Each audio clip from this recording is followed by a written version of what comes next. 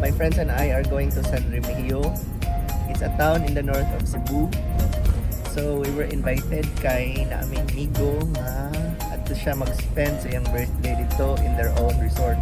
So timing sad wala may buhaton. So we said yes. So for the next 2 days, kuyog mi ninyo, we're going to show you unsay pwedeng buhaton sa San Remigio. Banding sad, catch up, and of course, relax. Kay grabe ka stressful ang life. So join us guys for the next 2 days as we spend the weekend in the north of Cebu. Bye!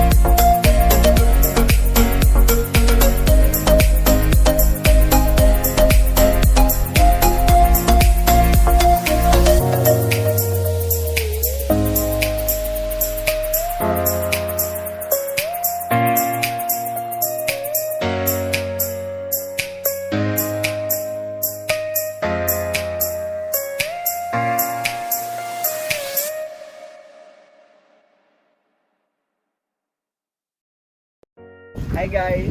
Welcome to Pofer Beach Resort in Tambungan, San Remegio, Cebu. For the next 2 days, I'm going to stay here with my friends because it's the birthday of the owner of this resort. So join us as we celebrate his birthday and we'll show you what's inside the resort. Bye!